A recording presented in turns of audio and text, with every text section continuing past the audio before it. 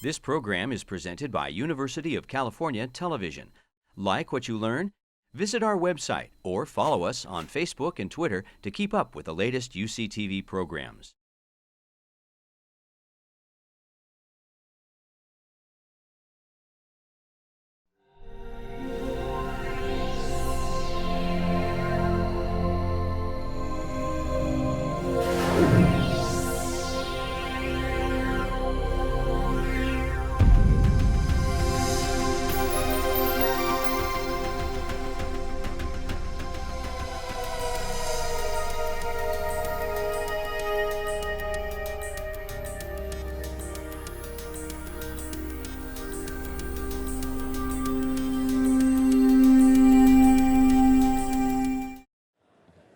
Please take your seat. Please take your seat.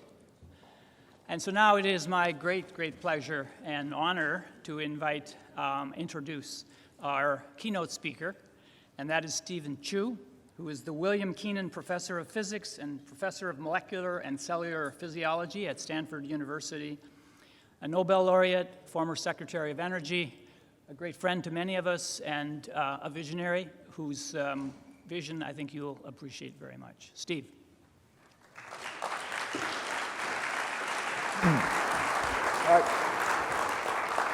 Thank you, Rod. It's certainly a pleasure to be here, and I know you're tired and it's been a long day, so I'm going to make you suffer through one more talk. And it's going to be in celebration of light. So very quickly, to remind you, it's already been mentioned that light creates photosynthesis, but photosynthesis in cyanobacteria create oxygen. And here you see a timeline. The Earth is about 4.5 billion years old. We don't really know when life emerged, but looking backward from the right-hand side, that's 3 is 3 billion years ago, 2 is 2 billion years ago, life started. Photosynthetic life started, which started to make oxygen, but it didn't do much. It just crept along because there was a lot of iron and other stuff and absorbed it. So it goes along, it finally saturates, and all of a sudden there's a big, huge explosion of life in that peak. But after that peak, that was not nuclear holocaust. That was the biggest extinction, but during this peak, plants just flowered. And it was those plants during that peak that is responsible for most of our fossil fuel. And so you just have to think fossil fuel is buried sunlight. It really is. It happened a long time ago, 200 or 300 million years ago, for about 100 million years. And in the next 20 or 50 or 300 years, we'll use it all up, but never mind. There are more serious problems. So it's buried sunlight. There's another thing I want to point out.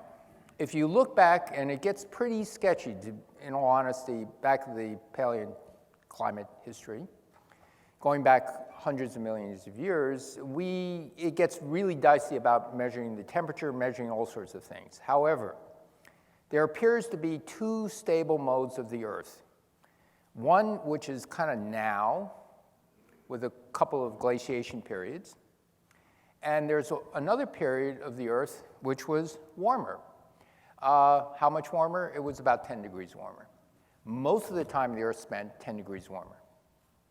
So this is one of the things you should think about. There is no exquisite thermostat that says, oh, we can do whatever we want, like our bodies will maintain us at 98.6. Not a problem. The Earth spends most of its time at a very hot temperature. And that hotter temperature, 10 degrees hotter, is very different. Dragonflies had wingspans in the Carboniferous era of 2 feet.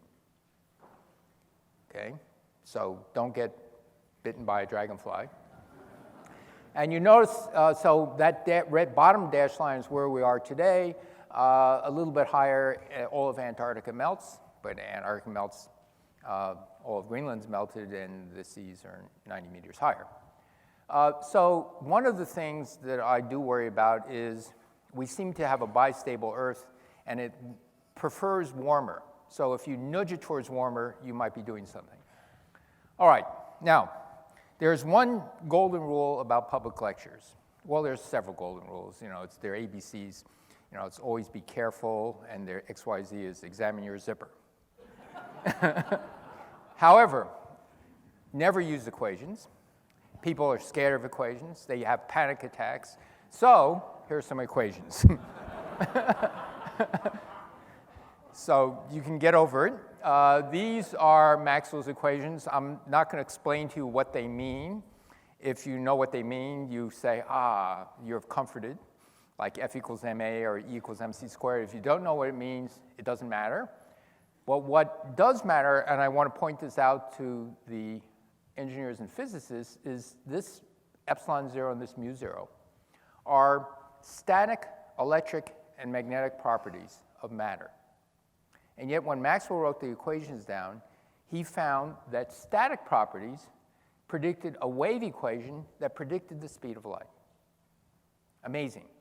In fact, he goes and muddles through and finds some equations, and he says, this velocity is so nearly that of light, it seems we have strong reason to conclude that light itself is an electromagnetic disturbance in the form of waves according to electromagnetic laws.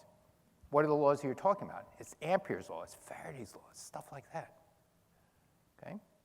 So now you think this great revelation, a dawning of a new light.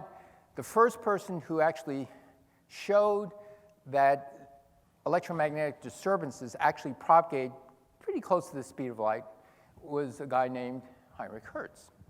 And he does the experiment in 1887, and he says, this is of no use whatsoever. It's just an experiment that proves Meister Maxwell was right. We have these mysterious electromagnetic waves. We cannot see them with the naked eye, but they're there. That was it. Okay, now, he didn't fully appreciate what was going to happen 1 or 2 years later, that the world went berserk because they knew they can communicate with radio waves. It was only a couple of years later. But there were other people who did begin to appreciate a little bit later.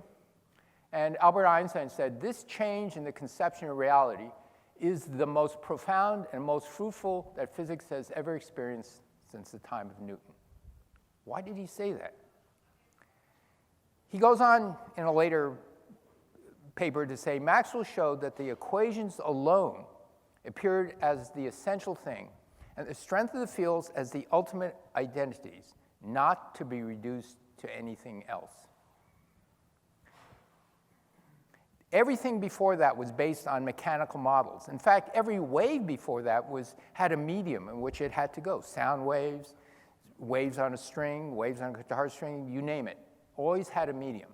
And all of a sudden, there was no medium. Maxwell constructed a medium. And he had difficulty with it. It was artificial. He knew it was artificial. He struggled with it for several years. And finally, he said, look, this is a little bit slipshod and ad hoc. And so he said, finally, like the Cheshire Cat, the only thing that really mattered were the equations, not the construct of this mechanical model. And that's what Einstein was talking about. It's those equations and those field equations that had a life of their own, and there's nothing mechanical about it. To this day, we don't know what's waving. Just so you know, we're not any wiser than it was in 1865. All right, so let me move on and talk about another thing. Suppose you have an atom, and for whatever bizarre reason, you want to cool it down. So you know that light is scattered by an atom, so if you know which direction it's going, you just point a laser at it and you slow it down. Now, the trouble with this is the atom may be going towards the right, or it may be going towards the left.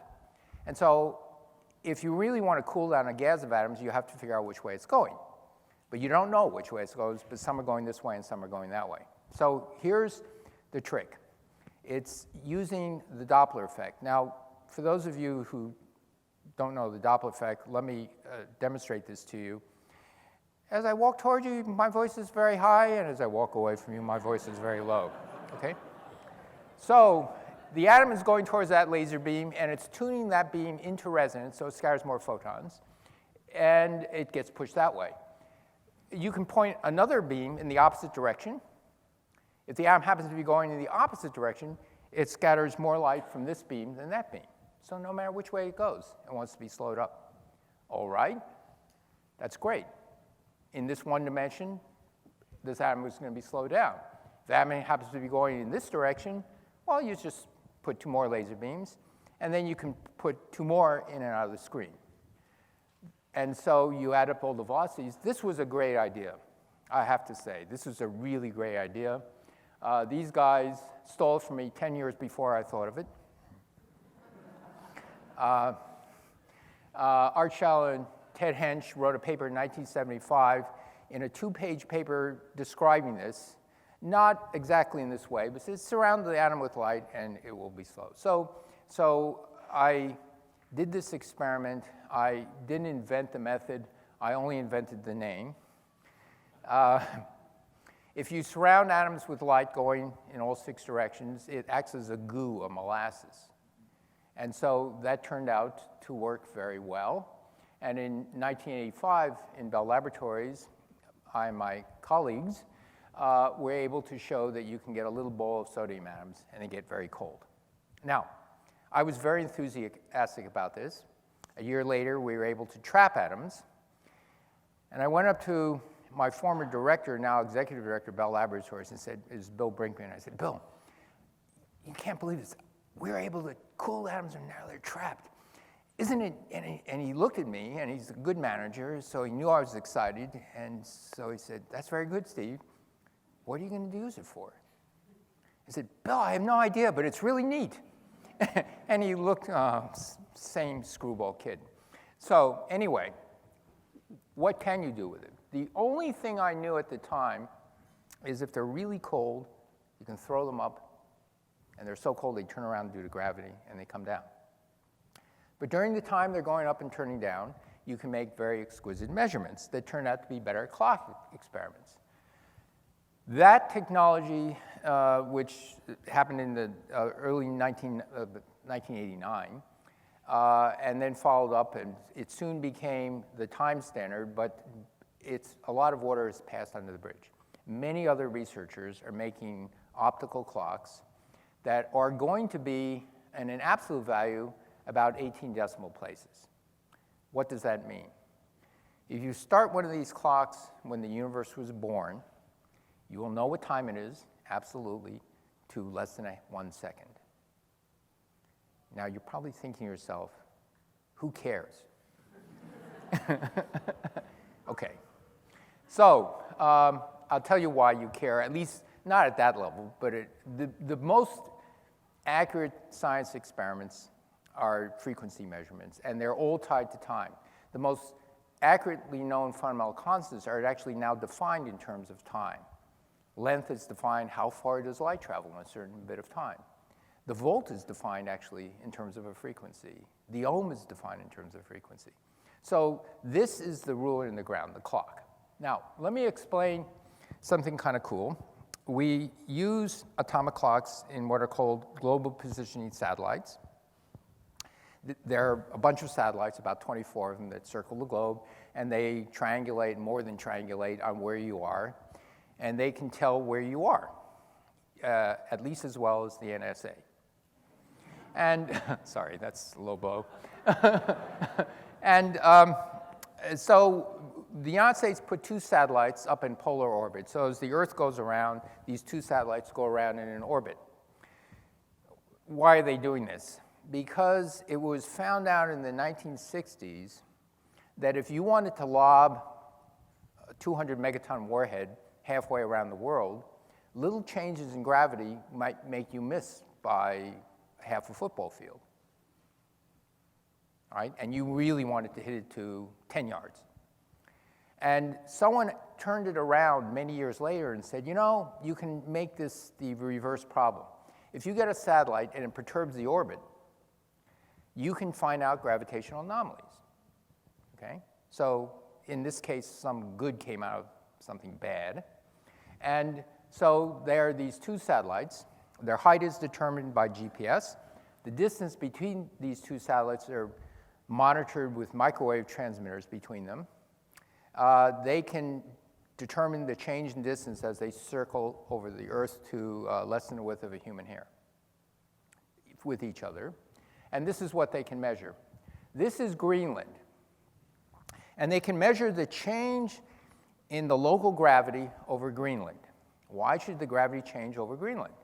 Well, if there are glaciers melting, there's less density there, and so there's less acceleration due to gravity.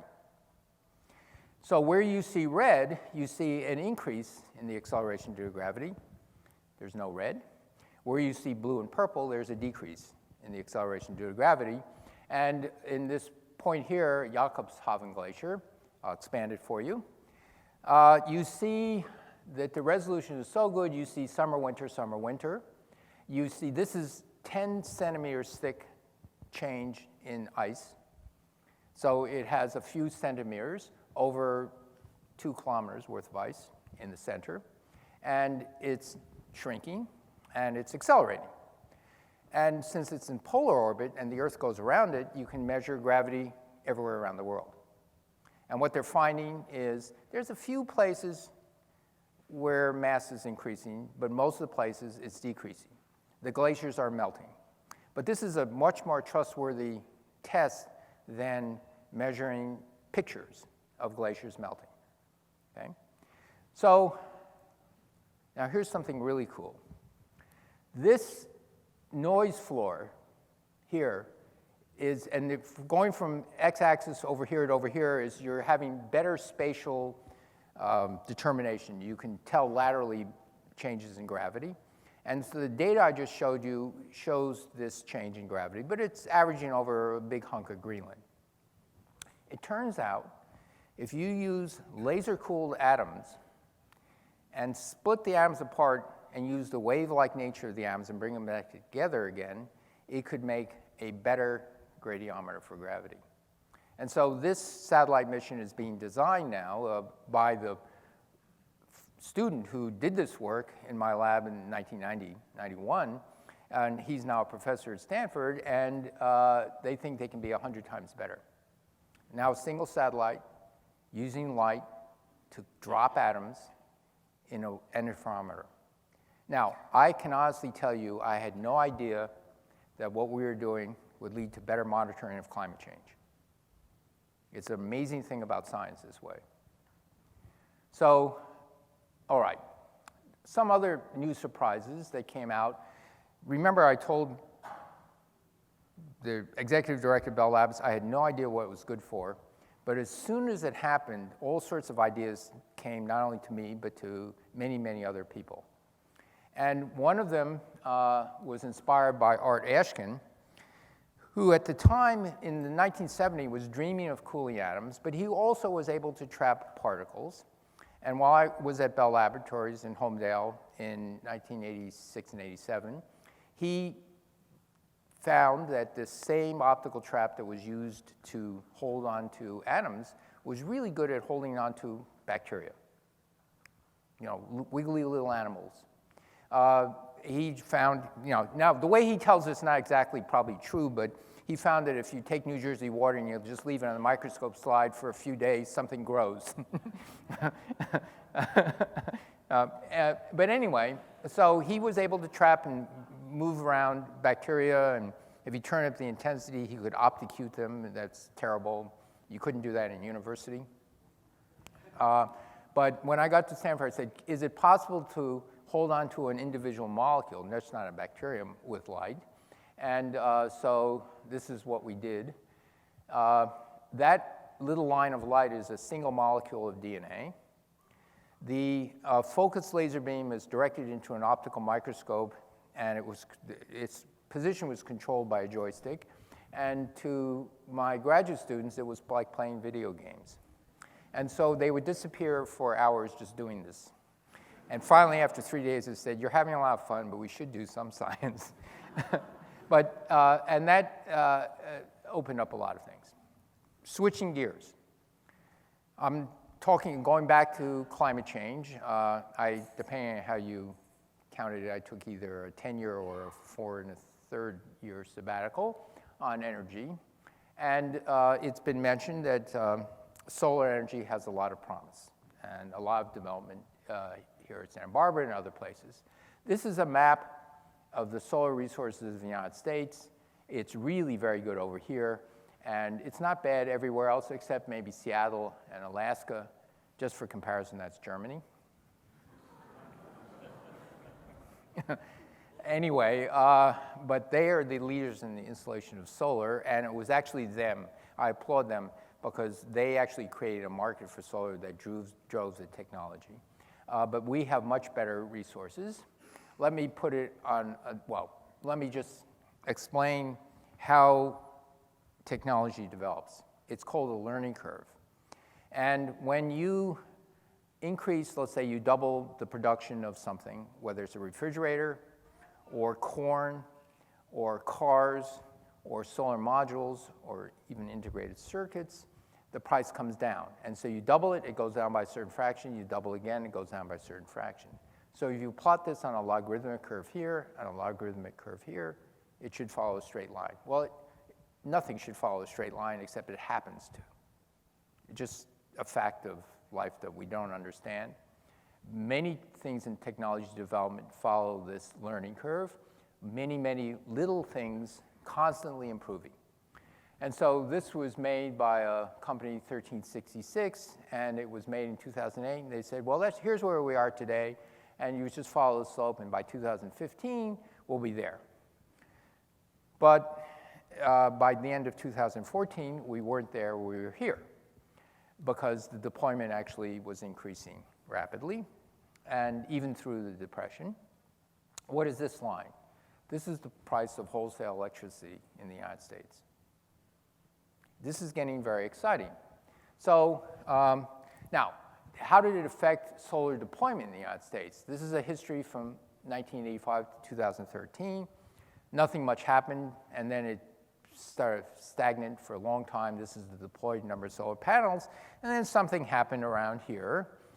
What happened? Well, I became Secretary of Energy. Now,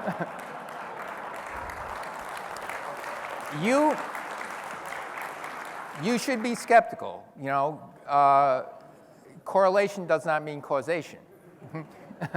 But let me tell you, in this case, it did, because despite all the criticisms of the loan program, most of the loans were not going to innovative solar companies that make new modules. They were going to put them in the field to deploy wind and solar. And in 2009 to 2013, Wall Street didn't want to touch it. This is risky. We don't know if you can make money. And after Cylindra and after a few failures, it turns out that we think we're on target to net the government, including the failures, $5 billion of profit. How could you make $5 billion when you're loaning out money at 1.5%, which is required? Okay, so it was not that we were doing better than venture capitalists. We were doing better, way better than Wall Street. What was happening is we wouldn't make a loan to a big firm that wanted to source solar or wind unless they had an agreement of a utility company. We will buy at a certain rate. So what's the risk? If you install it on time, on budget, you make money. And so over those 3 or 4 years, it turned out that they were installed on time, on budget, and it looks like they're, in fact, they were so good about making money, Warren Buffett bought 2 of our solar farms. Or he said, hey, it's bankable. And so we don't actually need the loan program anymore, but we did in 2009 to 13. So that was actually one of the few government interventions that I was given it. I didn't invent it, I have to confess, but it did seem to work. Let me explain to you how well it worked. It's not technical. I'm going to talk about what are called power purchase agreements. You spend $10 million or $100 million or even $500 million, you got to get investor money. You're borrowing at 8%, 10%, 12%. You sign an agreement with a utility company. They will take it, and in July 2008, the contracts were selling for 18, 20 cents a kilowatt hour. By 2014, they were selling for 5 cents a kilowatt hour in the sunny places. That's pretty good. What is 5 cents a kilowatt hour? Well, if you build a new natural gas plant and you assume that natural gas stays at $4 a million BTU, which is anomalously low, for the next 50 years, the life of the plant, it's the same price. The remarkable thing is solar and wind get cheaper and cheaper and becoming competitive without subsidy with fossil. The fossil guys are getting very agitated, and they're trying to convince everybody that it will always be more expensive. But it's not going to be. Within a decade, without any subsidy, it will be, at least at, let me be careful, at the 10 and 20% solution, it will be cheaper. When you're 50% renewables, then the cost of the backup and the transmission counts. It's part of the cost. But in 20 or 30 years when we're there, it will be competitive. So this is very good news. All right, this is where the solar is around the world. And you assume 15% conversion efficiency, and you ask how much land it will take. Well, you can't build solar in cities, but if you average it over here, those little white squares are enough to satisfy today's electrical needs. You probably can't see the little white squares, so I'll make them bigger. That's 10 times today's electrical needs. So it's not a matter of land if you can transmit the energy from less populated areas to more populated areas, and then rooftops also. But there is an opportunity here. There's another opportunity. If you truck diesel fuel in to create electricity, solar is 2 to 3 times cheaper today without subsidy. It's just plain cheaper. And then you ask, well, and they can be pretty robust. And so what is it that people, let's say in developing countries, want more than anything else once they have electricity? Turns out it's a cell phone. A number 1, cell phone. A number 2, clean lighting instead of kerosene lamps. They want refrigeration, a village refrigerator, but most people don't want those big 20-foot refrigerators that Americans use. There's no Costco in sub-Saharan Africa. And they don't have freezers. So you can imagine a smaller, compact, well-insulated refrigerator, but instead of the freezer, there's a hunk of water. And you cool it down, and then when solar's up. So you can probably keep this thing going, and you still need diesel for backup. Water purification, sunshine, you purify water. That's water storage, energy storage, right? When the wind blew in the Midwest 150 years ago, we pumped water. That's a pretty good battery. Now we're used to flicking on a switch. And so we have to rethink how much battery we really need. I'm going to switch gears again. I'm going to talk about Leeuwenhoek and the microscope. He made the first really good microscope. Believe it or not, that's what it is. It's a single lens. And the compound microscope was that lens in your eye. And rumors started floating around that this guy came out of nowhere and is making a really good microscope. And it got back to the Royal Society. And they invited him to write a paper on it. And so he submitted a paper, and this is what they said. Your letter of October 10th has been received here with amusement. Your account of the myriad little animals seen swimming in rainwater led one member to imagine that your rainwater might have contained an ample portion of distilled spirits imbibed by the investigator. This is actually in the letter. It has been decided not to publish your communication. However, all here wish your little animals health, prodigality, and good husbandry by their ingenious discoverer. Now that's a rejection. But word got out that they were real, and then Robert Hooke, who was also investigating the microscope, was in panic because he found Leeuwenhoek's microscope was so much better than anything anyone else could make, and Leeuwenhoek wasn't telling anybody how to make it. And he was afraid when Leeuwenhoek dies, the whole field would be set back. Now, I'm going to go back and show you a little bit about this. That's a little glass bead. He drew a fiber, he flame polished it. It turns out when the little glass bead is really small, lots of diffraction helps you, and it's really smooth, and it goes into a little bubble. That was it. How cool is that? Anyway, he wasn't the first microscope. This is a bigger version of a microscope. Nobody invents anything. They're always following on. Let me tell you about what's happening in optical microscopy. The 2014 Nobel Prize was shared in chemistry, was shared by 3 physicists, W.E. Murner, Eric Betzig, and Stefan Hell, for inventing a way of overcoming the so-called diffraction limit. What's the diffraction limit? If you have a point emitter of light, diffraction, based on the wavelength of the light and how much you collect of the light, is a blur circle. And it can get as good as 200, 250 nanometers. And so if you had a bunch of these all together, you couldn't distinguish that you had 4 little dots. But if you saw them one at a time and found the center of each dot one at a time, you could find out where that one is, that one is, that one is, and they don't blur together. So this was one of the essential ideas. This is what you see in an optical microscope, a standard optical microscope. This is what you see in the so-called super-resolution microscope. It looks a little better, but let's expand that. That's what it looks like, and you can expand that even more.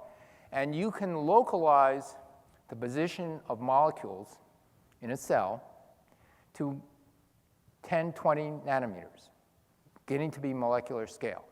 It's just better. This was done in a dead fixed cell by Eric Betzig. This was essentially the paper that got him his part of the Nobel Prize. Again, a conventional microscope, we said this was really cool. And so this is an E. coli bacteria, about a micron in size. And what we're doing, now this is alive, it's not dead, and these little bubbles are proteins being excreted by the microbe to make a fortress to protect itself against onslaught. So it's making a cellular fortress. And so these, and you can blow that up and you see this, okay? But there's a problem with this stuff. This, it's better than that. The problem is it takes a while to get these images, up to roughly a minute. That the best stuff is done either in dead cells or in cells that have very rigid matrices that are not moving.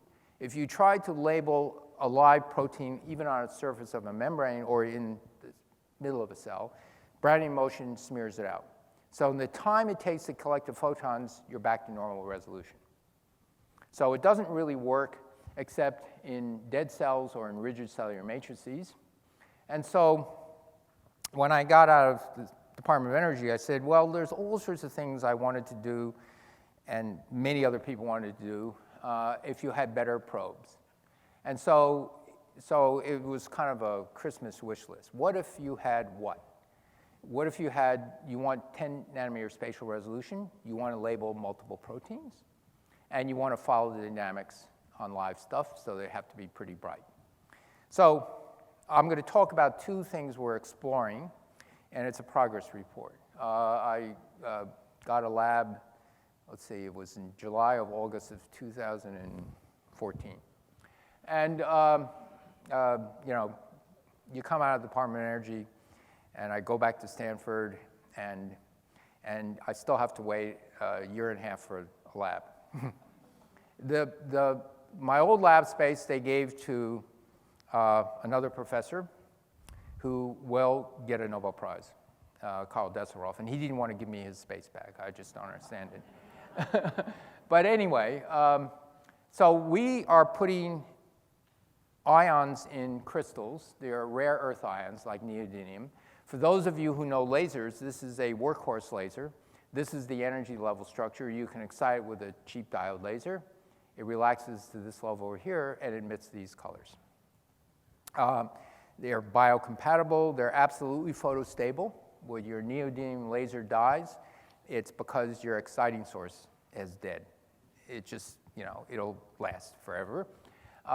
There are some issues. These things over here are beginning to absorb in the infrared, so you have to synthesize particles with an undoped shell. But that's a technicality. Let me give you one glimpse of why we want to do this. So this is some work that was published when I was Secretary of Energy, because I had nothing better to do. No, it's actually because I had a group and I couldn't abandon my group, and I actually found solace Sunday and Saturday night thinking about science. It seemed to me more rational. In any case, we were trying to label proteins having to do with neurotransmission. And so one of my postdocs, Alexandros, was teaming up with me and Tom Sudoff and Axel Brunner, who were professors at Stanford. And we were trying to measure the co-localization of proteins involved with when a neuron fires, there's a voltage spike, and it goes and it releases some neurotransmitters. There's a whole bunch of molecules that are involved in this release. Tom Sudoff got a Nobel Prize, I think it was 2014, for his work on this. And it was funny because in September of 2014, I had this idea. So I've been working with Axel Brunner for 12 years. And I said, Axel, let's go get Tom. He's going to be excited about this. So we went, got him, and then half in jest, I said, look, if this works, we could get famous. And then 2 weeks later, he gets the Nobel Prize. So it's too late. But actually, he's a very serious scientist. So he's trying, I'm going to skip this. This has to do with cancer. But let me explain to you why we want to label multiple proteins, not just onesies and twosies, but maybe 3, 4, 5 at a time. Because one of the secrets in biology is you don't really know how they're interacting. They've got to be localized molecularly in order to find out what they're doing. And so we were doing this very painful process 2 at a time, and it was just painful. So if you can localize 4, 5, 6 at a time, it would be great. So we're talking about rare earths now, and this is a postdoc in my group. And it turns out you can put these crystals, you can put neodymium, and it emits that line. You can put ytterbium, and it emits that color, or you can put thulium, and it emits that color. You can get a whole bunch of colors. Now here's the trick. Suppose you have one crystal, and you double it with thulium, and it emits in this color. It's good. You can have another crystal, and you can double it with 2 of the ions. It's not that you have one ion. You have thousands of ions in a single crystal, tens of nanometers big. All right? So it can be half and half. Or it could be just this one. Or it could be a little bit of that and less of that. Or it could be more of that and a little bit of that. You get the idea. If you've got 4 colors, you've got 4 factorial combinations. Each class of crystals you target to label a particular protein. So all of a sudden you have combinatorial control over what you do. You can't do this with dyes. You can't do this with quantum dots. So then how do you see this? So there's combinatorial number of probes. It's about 40. If they're sparse, meaning you're labeling cells, not within a cell a cluster of proteins, there's no problem. You can image one of them, and you can locate where they are. You can put it through a dispersive element. And depending on its color combination, you can identify the color, because we now have a spectral fingerprint of that crystal has that spectral fingerprint labeling that protein. Okay? But that's not as interesting, because what you're really interested in is in identifying 3, 4, 5 proteins within 50 nanometers of each other. So how do you do that? Well, there's a cool thing about these probes. They're narrowband absorption.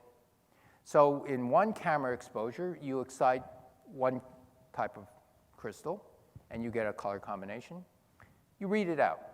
And then later, you use a different color light, and you excite a different color, and you read it out. And you go on, and you just read it out. And so you get all sorts of different colors, okay? Because it has narrow excitation as well as narrow emission. So that's something we think might be useful. It was mentioned today Anya, I don't remember her last name, I only remember her last name when she was an undergraduate with me, Belinsky, I don't know if Anya's here. Oh, there you are. And she was talking about, it was cool stuff, Anya. We are also looking at nanodiamonds, and for a couple of things, but these are nanodiamonds synthesized from what are called diamondoids. Diamondoids are little molecules of carbon in the form of crystal form of a diamond. And it turns out if you take these and you put them on a substrate and you grow them in CVD, you can grow nanodiamonds. You can grow nitrogen ones, you can grow silicon ones. We're spending some time in the silicon ones because they may be brighter, but they may have other issues. And so, but we'll see. But here's some nanodiamonds. They're about 100 nanometers in diameter, and you get lots of counts. You get millions of counts a second from a single silicon vacancy, photostable. But here's the problem. As I actually talked about this, if you want to do NMR really high resolution, that color center has got to be really close to the surface. And so we can make big nanodiamonds, and it even looks like a diamond. So, can you imagine proposing to someone with a nanodiamond? It's really nearly perfect, so they should appreciate it. This is one that's 8 nanometers, or 7 nanometers in size. It has a diamond lattice space and the diamond shape. But the problem is we don't know how close to the surface these particles are, these color centers, as Anya mentioned. Let me just tell you, there's a density functional theory calculation. Walter Krohn here at Santa Barbara got a Nobel Prize in chemistry, 1998, for doing this, that you can actually calculate the energy of a defect, whether it's a nitrogen defect or a silicon defect. And you find that if you anneal this thing to make it a nice crystal, the defect, if it's close to the surface, doesn't want to be in the diamond. It wants to be outside the diamond. And so this is the crux of the problem. How do you get the defect really close to the surface? Nitrogen is better than silicon because it's interstitial, but it's still going to be a problem. And so for those of you who were paying attention to her talk, she mentioned that. But it's kind of cool that some theoretical calculation is actually useful for deciding whether there's parameter space that will allow you to make these, and there is. All right. The good thing about these rare earths and these diamond color centers is they're emitting light in this wavelength range over here where tissue is the most transparent.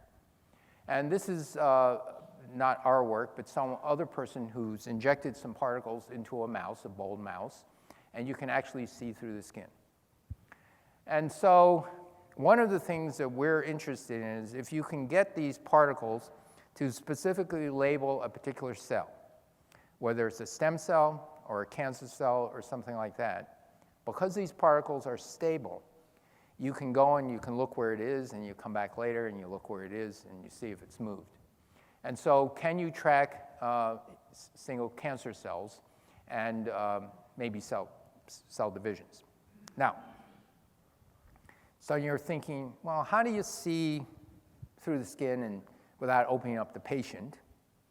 What do you do? And so there's a trick that was invented in astronomy called adaptive optics. And in astronomy, what makes the stars twinkle is the fact that the index refraction of the low-lying levels of air are changing, and it's just bending the rays. And so a distant star out here, by the time it gets to the telescope, looks like it's jiggling around by a lot.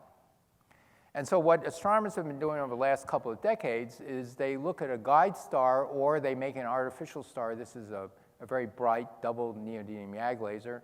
And there's, up in the distance here, you can make a little light from the sodium fluorescence.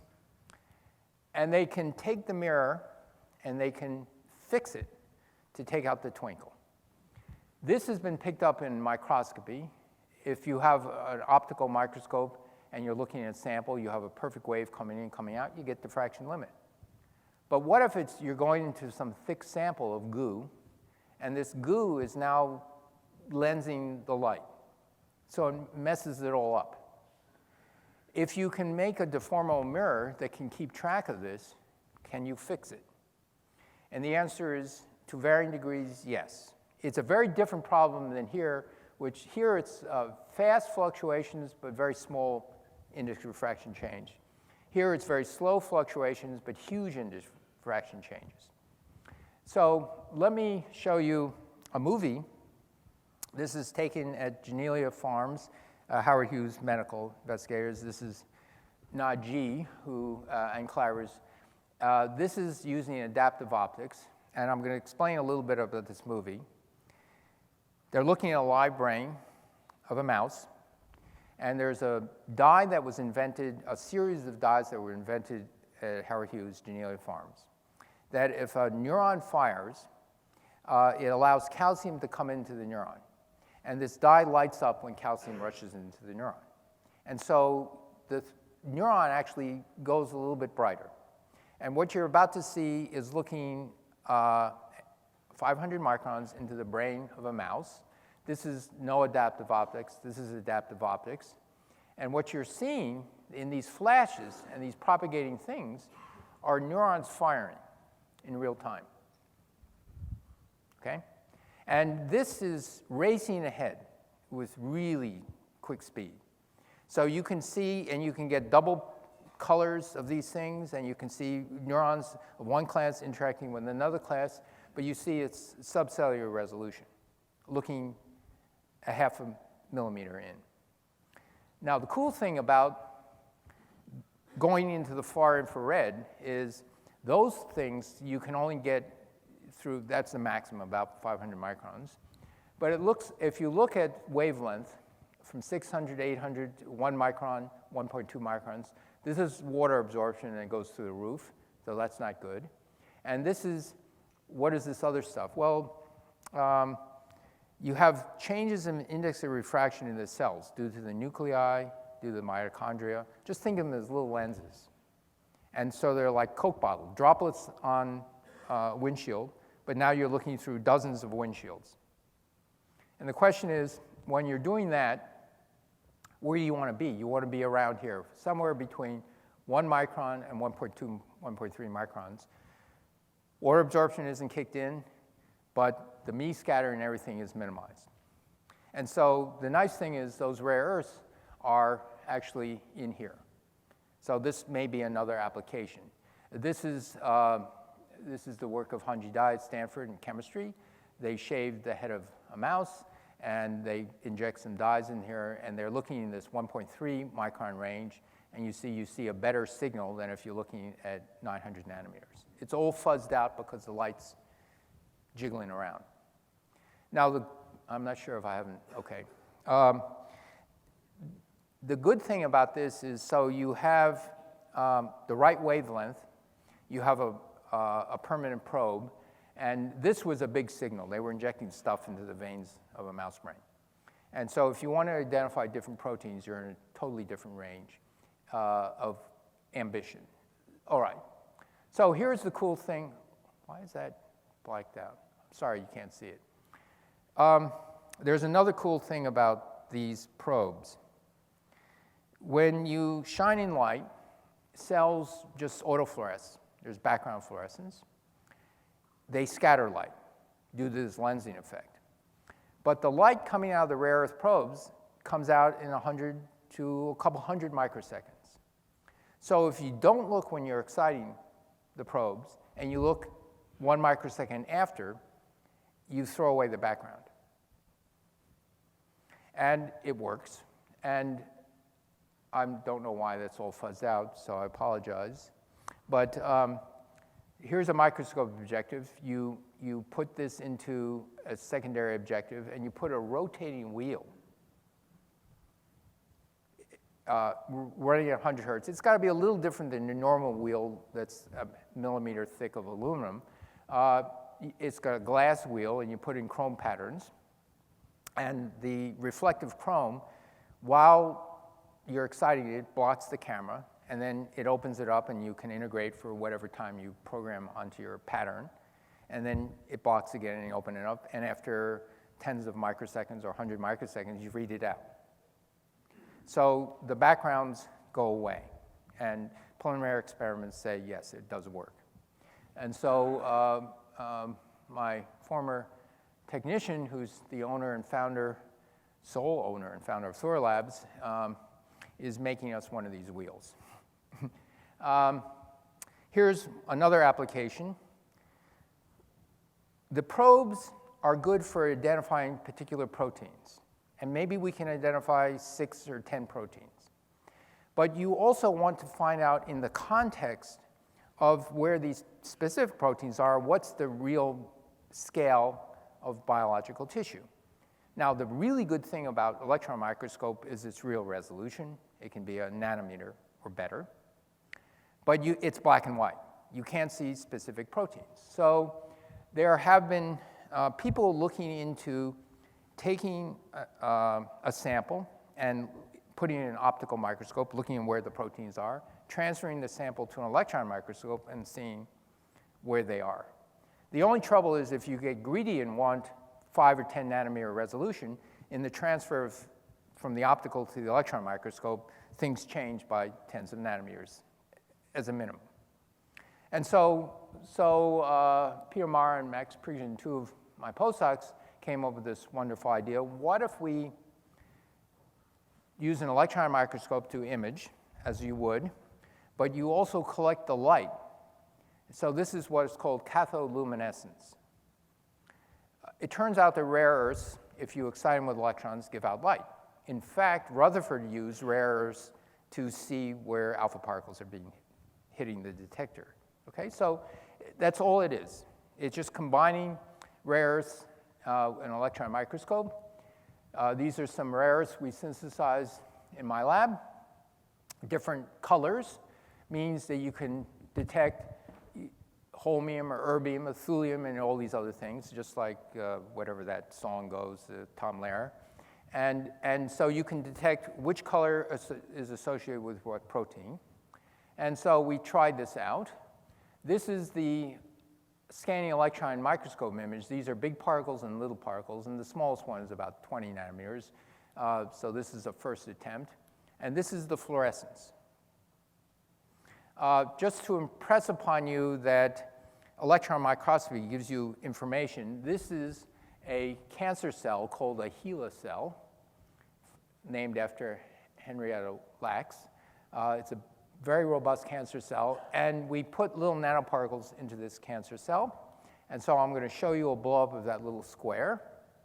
And this is the electron microscope image, and these are our little nanoparticles, and that's the luminescence. We think we can get probably 5 or 10 nanometer resolution, 5 or 10 nanometer particles of different colors.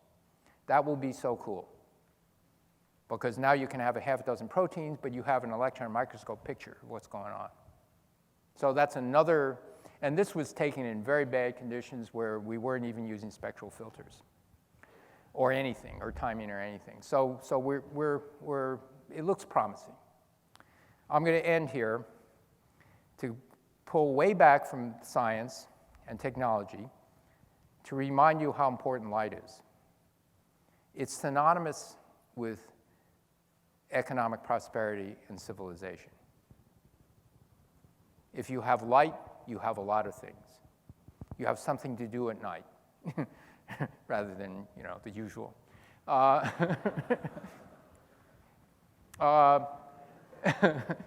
Well, there's something amazing about sustainability.